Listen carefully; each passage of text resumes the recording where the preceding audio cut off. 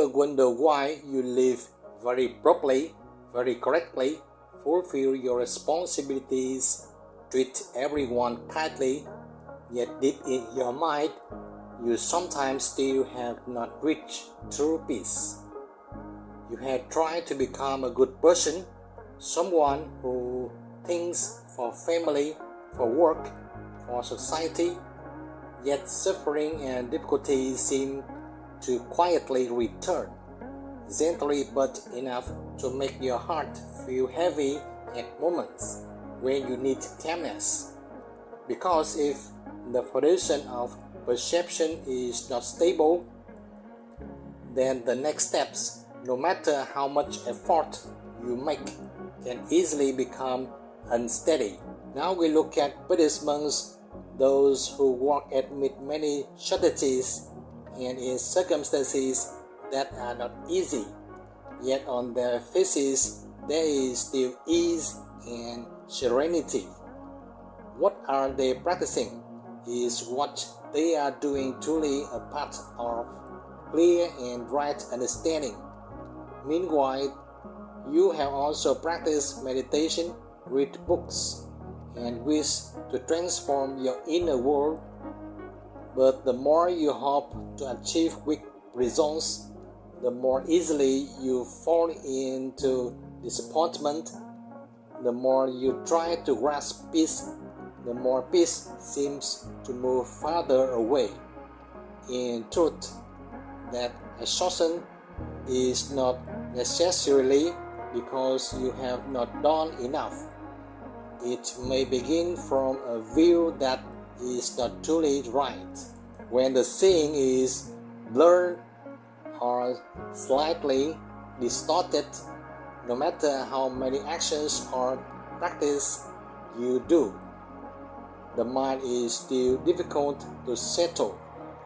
Many of us are living under work pressure, family responsibilities, and invisible expectations of society to the point that we forget to pause and listen to ourselves.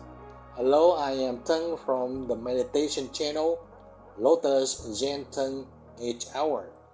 Please stay with me until the end of this video so that together we can explore that important beginning, right view in the Noble Eightfold Path, the foundation for correct understanding in the mindful and peaceful life.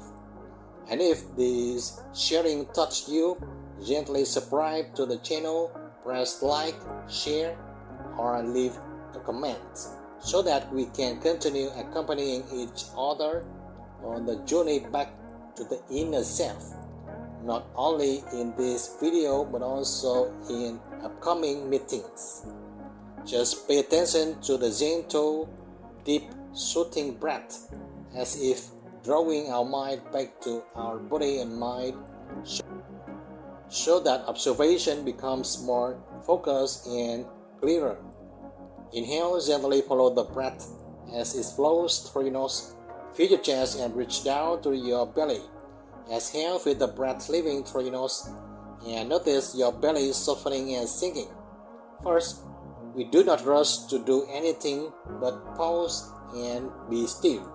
We observe deeply the movements in the body and mind and also what is happening around us. When we clearly see the whole truth of cause and effect as it is unfolding, we can give rise to a wise view. From that view, our awareness is guided toward a path of peaceful practice, the path that Buddhist monks quietly walk for peace on this American land. Do you realize that normally we are carried away by emotions in every separate situation, every word, every glance? A careless sentence is enough to stir the mind. An unfriendly look is enough to make us think all day, and we react very quickly, almost automatically. But rarely do we pause to see how we are reacting according to those old habits, or simply responding as before without clearly meaning anything. Long-form habits patterns quietly pull us back to familiar paths, even the path that once made us suffer. We still believe that as long as we fulfill our roles, complete our duties, and live according to social standards, happiness will come as a worthy reward. But the more we try to become some perfect person in the eyes of others, the more we feel tightened by invisible strings of expectation and pressures because of too many attachments. When looking at Buddhist monks walking for peace and walking in serenity, we want to attain as they do, without knowing that they have practiced for a very long time. Practice requires long periods throughout each transformation in both body and mind, because we are still entangled in many things in daily life. Some people work diligently for many years just to be recognized, to prove their value. When prize comes, they are happy, but that joy is fragile. Immediately after is the worry of what if tomorrow they are no longer like that. Some people sacrifice a lot for family, placing others before themselves. But deep inside they still feel an emptiness, a sense of not being understood, not being fully seen. Then feelings of silent resentment grow, not because they are bad, but because their seeing is still influenced by illuminated desires and expectation. Some people practice meditation every day with strong determination, but inside is full of impatience. They force themselves to achieve a spiritual result quickly. They wish the mind would come sooner, wish afflictions would disappear immediately, wish to progress more than yesterday, even more than others. The more they push themselves to reach a peaceful state, the more disappointed they become when reality is not as desired, and that very desire becomes a new source of tension, more subtle but deeper.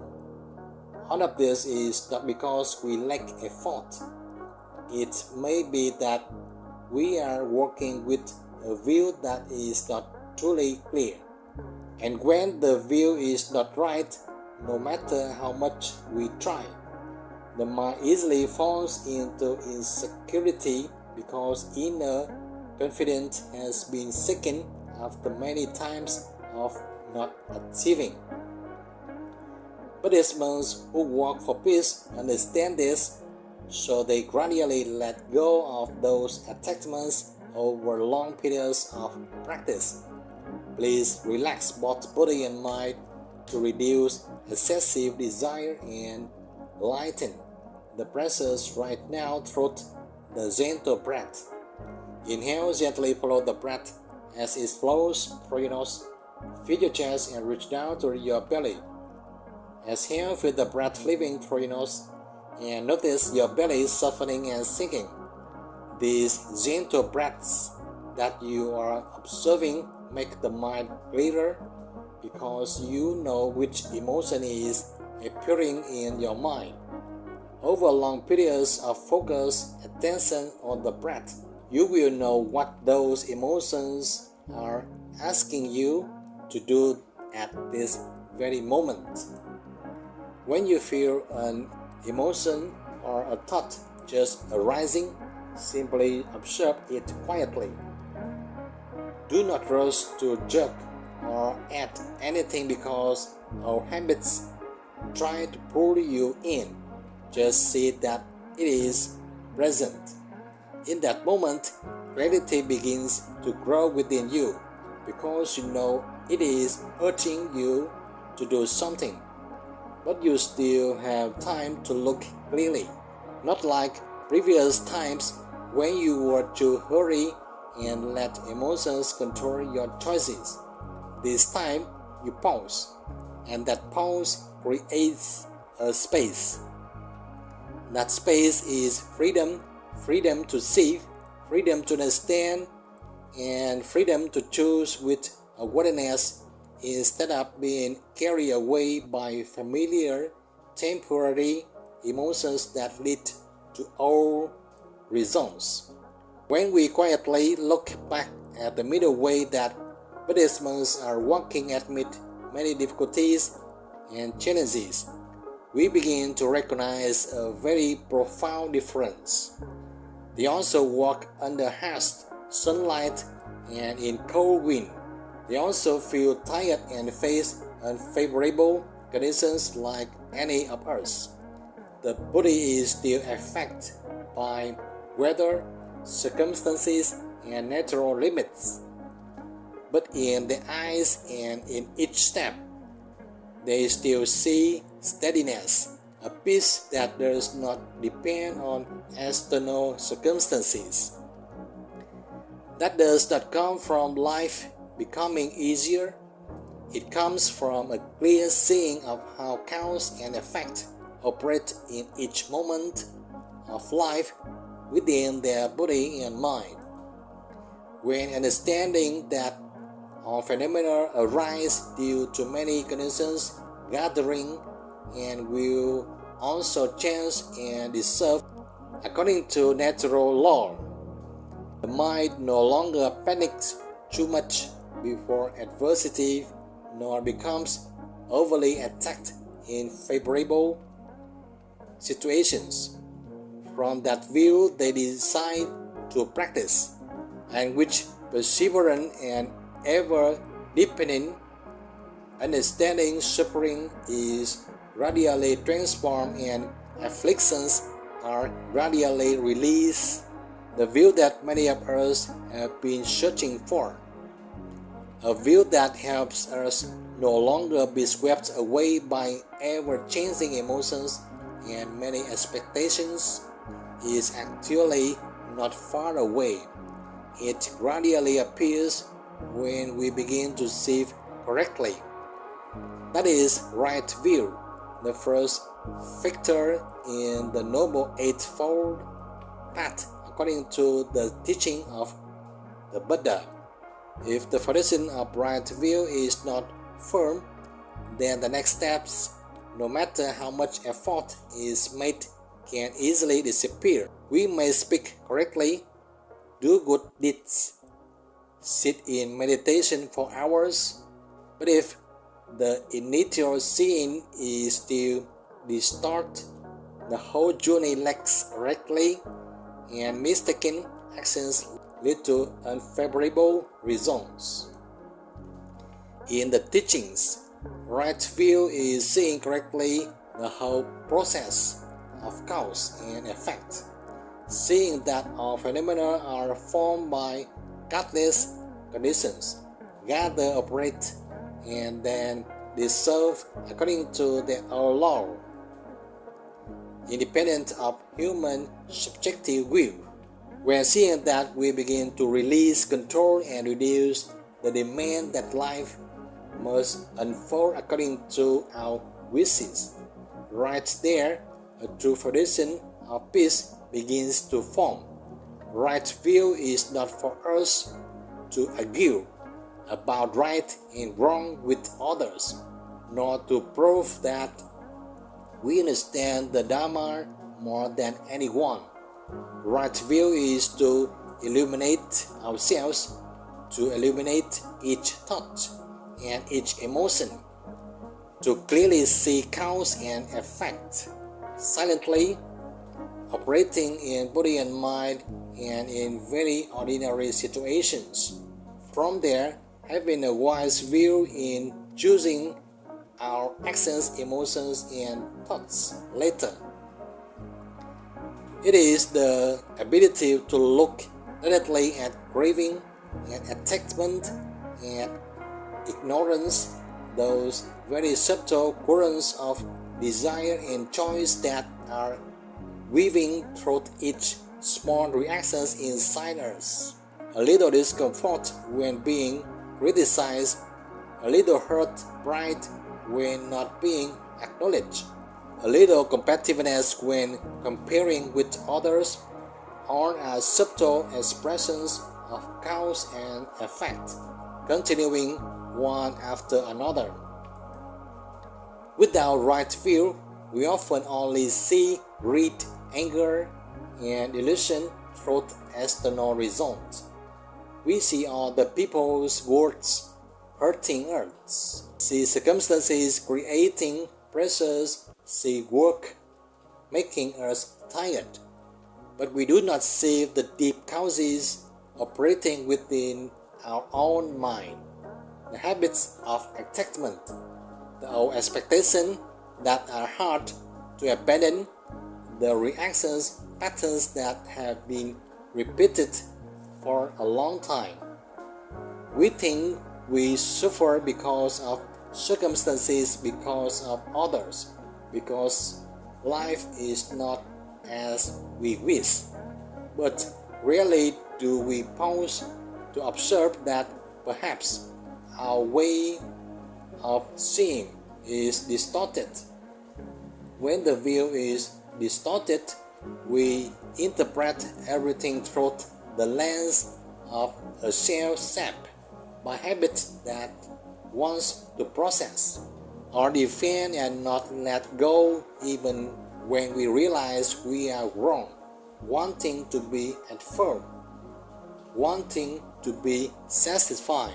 But when it is not achieved, the silent conflicts create anxiety and suffering that arise without us clearly knowing when. Suffering does not only come from strong external events, it often comes from a mistaken inner view, a view that makes us cling tightly to the image of a fixed self, being tormented, needing always to be right, wishing always to be complete, wanting always to be recognized. When that insecure image is touched, an alarm of instability sounds in body and mind as a reflex without us knowing. Then we think we are mistaken or hurt somewhere and need to search. And when we search without seeing clearly, we push harder to solve it. When it is not satisfied, we become even more anxious. Right view begins when we are mindful enough to look back at ourselves. As the view gradually becomes clearer, the world we see also becomes lighter. We are no longer trapped in any model that we or society defined. When the view is gradually adjusted through each breath and mindful observation, body and mind begin to brighten little by little, not through sudden forcing or invisible binding, but through a very gentle and deep transformation. Inhale, gently follow the breath as it flows through your nose. Feel your chest and reach down to your belly. Exhale, feel the breath leaving through your nose and notice your belly softening and sinking. In that stillness, we have enough inner space to look back at a path we are walking, no longer swept away by immediate reactions following someone, no longer rushing to conclude. When we already have correct judgment through right view, we only need to practice correctly with perseverance, and we will continue practicing more, and our decisions will gradually improve afterward. In the next part, we will go deeper into where the view of right view begins to deviate, the place where much anxiety arises that we still think is caused by circumstances. There is something very strange that you may also have noticed suffering in our life often does not come once and in, but repeats in very familiar forms many times. We change jobs but still feel pressure, change relationship but still feel hurt, change environments but the sense of insecurity quietly returns. If the roots is not seen, no matter how many circumstances you change, the result still returns to the old point. That is when we begin to understand why the Buddha taught that our transformation does not begin mainly from action, depending on the outside, but begins from correct seeing and transformation from within. Right view is not for you to become someone else, but to clearly see cause and effect operating in each very small thought of yours in a very real way. Each thought that arises is like a seed planted in the field of consciousness, and each reaction you choose is a new cause for a future result that is forming. For example, when someone says something unpleasant to you, if you respond with anger, then the cycle of tension continues to grow and a state of anger remains even when you want it to lessen. But if you pause, take a breath, and speak in a calmer voice with a more open and wiser view, the relationship can be healed in that very moment. We often seek peace in external results, but what truly matters is a latest sense of inner peace not controlled by circumstances.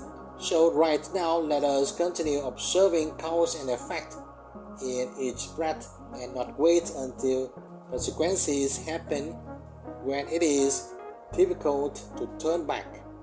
Inhale, gently follow the breath as it flows through your nose. Feel your chest and reach down to your belly. Exhale with the breath leaving through your nose and notice your belly softening and sinking. When you breathe like that and look into your mind, you will see emotions constantly changing and not fixed as we once thought. If you continue to endure anger or temporary habitual emotions and consider them as your nature, you will continue to be controlled by those emotions. You act or speak words that hurt others, and you yourself become tired because anger makes the whole mind unstable and the organs in the body disturbed. But when you see that emotions are only phenomena that arise and pass away, and you can step out of them by practicing standing outside the unfolding situation, you try to understand that you do not need to act as before, because now you no longer need to protect it like protecting a fragile cell. Then anger or other negative emotions that usually follow our momentum will gradually dissolve because the clarity of your right view shows the way. Right view is clearly seeing impermanence, seeing that material joy does not last forever, and sadness also does not last forever as we fear. The one who chases pleasant feelings will always be busy searching and worrying to preserve them, while the one who observes calmly, watch emotions arise and pass like clouds in the sky. When you truly see this, you are no longer pulled by the old habit of clinging to what you like and avoiding what you dislike. Try once to stand still when you notice anger arising and just observe without rushing to react and ask yourself, what cause that is and what cause you want to plant next that would be better. Just such a question is enough to slow down the uncomfortable cycle of ignorance and open a new, wiser choice with clearer right view. If you continue practicing regularly, you will realize you do not need to change the whole world, but only need to change the way you see the transformation of cause and effect in each small moment connected to a larger cycle outside. And when the view becomes clearer, you begin to feel a very gentle freedom, not because life is less difficult, but because your mind is less confused and more peaceful and certain. If each thought is a seed, then what is your mind garden being planted with by the clarity of right view as each day passes? In the next part, we will look deeper into how to nurture wholesome seeds so that the middle way is no longer theory but becomes a living experience in your daily life. The journey in the game, the breath, will become more and more fascinating if you truly cherish it. This practice, just like a habit, is a key to unlocking every doorway within your body and mind. So keep watching and keep practicing with me in this video and the ones to come. If you have any thoughts or reflections, feel free to leave a comment below. And if this video helped or inspired you, please click like, subscribe, and share it with others. Thank you.